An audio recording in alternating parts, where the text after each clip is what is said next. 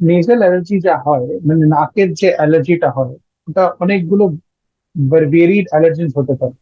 But depending upon the season, আমাদের অনেক সিজনের হিসাবে আলাদা আলাদা নেজাল অ্যালার্জি ট্রিগার্স হতে পারে।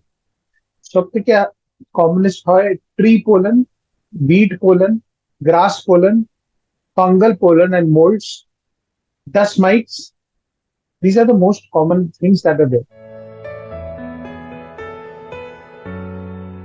Nasal allergies basically are IgE mediated হতে পারে বা নন আইজিই mediated হতে পারে।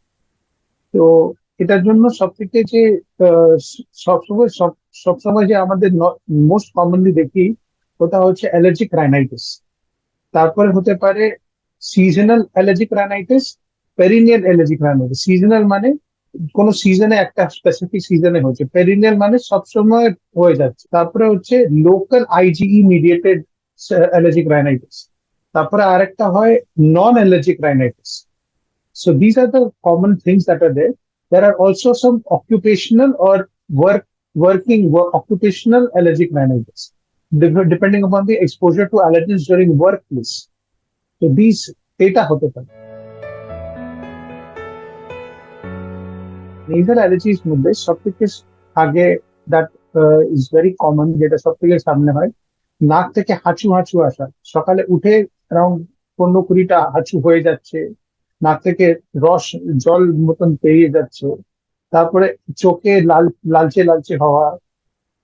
These are the most common. Sometimes গলার মধ্যে কিছু আটকাচ্ছে, something itching in the throat, nose and eye ইচিং।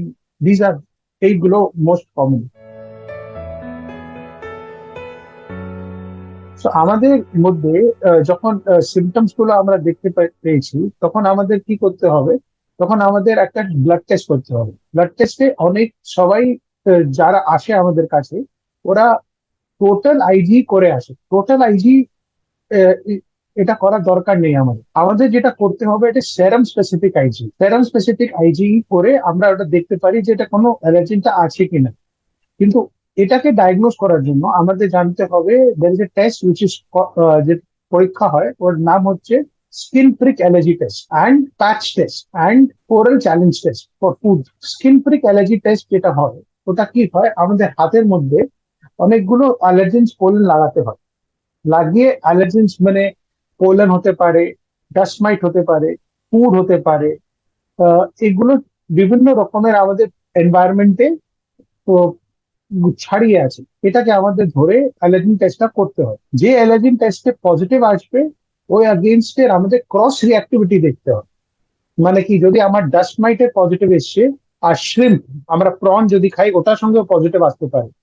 কেউ কেউ প্লান্টস আছে, পোলেন আছে, যেটা ক্রস রিঅ্যাক্টিভিটি করে নিজের মধ্যে। কেউ কেউ ফুড আছে যেটা ক্রস রিঅ্যাক্টিভিটি করে।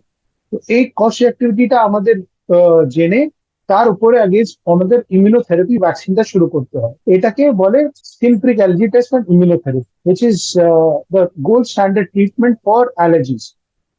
But we also have to know that sometimes these allergies can cause a lot of problem for other complications. We have to also keep that in mind. ওটা আমাদের মনে রাখতে হবে।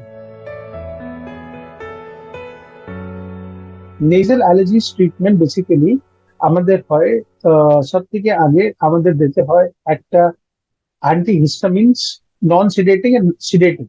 These are divided in two parts. There is H1 antihistamines and H2 antihistamines. Then there are some short course steroids, nasal sprays that can be used. Testing করে দেখতে হয় যে কি দিয়ে অ্যালার্জি হচ্ছে। ওই টেস্টিংটা করে তারপরে ওর ডিপেন্ডিং আমাদের ট্রিটমেন্টটা দিই। তো আমাদের কমপ্লিকেশনস হতে পারে, সাইনোসাইটিস হতে পারে, নেজাল পলিপ হতে পারে, অ্যাস্থমা হতে পারে। নেজাল অ্যালার্জি, কেন কি আমাদের নাক আর লাংস কানেক্টেড আছে, and it is one airway one disease। সেই জন্য আমাদের যদি নেজাল অ্যালার্জিটা ট্রিটমেন্ট ভালো করে না হয়, তাহলে আমাদের অ্যাস্থমা হতে পারে। আর অ্যাস্থমা থেকেও নেজাল অ্যালার্জি হতে পারে। বোথ আর সিম্পটমস। তো সেই জন্য আমাদেরকে অনেক ধ্যান রাখতে হবে যে আমাদের নেজাল অ্যালার্জি হলে অ্যাস্থমাটা হচ্ছে কি হচ্ছে না। basically nasal allergy in children, we give syrups in children, and in adults we give tablets দিতে হয়।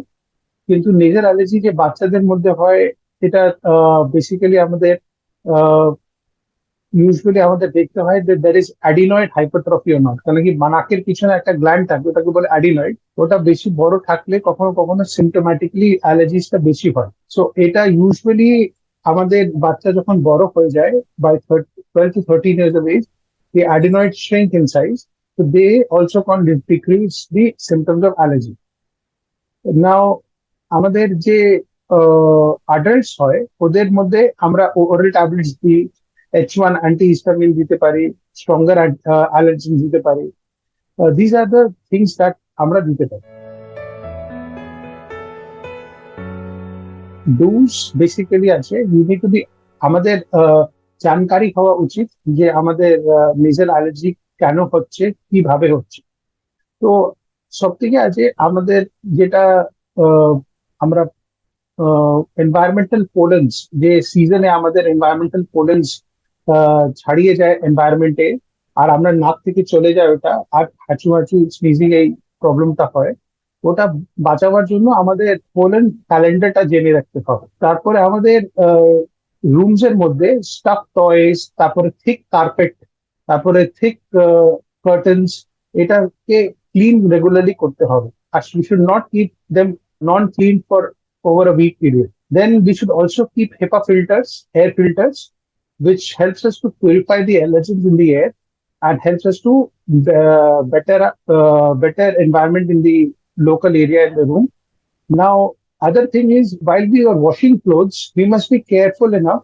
আমাদের কেয়ারফুল হতে হবে যে বাইরে যখন পোলেন সিজন হচ্ছে তখন আমরা রোদ্রুরে কাপড়টা না দিই, ইনডোরে কাপড় গুলো আমাদের দিলে পোলেন ক্যাচ করবে না ওই কাপড়ে, সেটার জন্য এটা দিতে হবে। তারপরে আমাদের আর একটা আছে যে there are dust mites. Dust mites টা আমাদের বেডশিটস লিনেনে থাকে, so these things should be cleaned. আমাদের cleaning bedsheets of the room, এটা সাফাই করতে হবে বারবার, at least in hot water twice weekly. So this should be done regularly, and these are the things that are to be taken into consideration.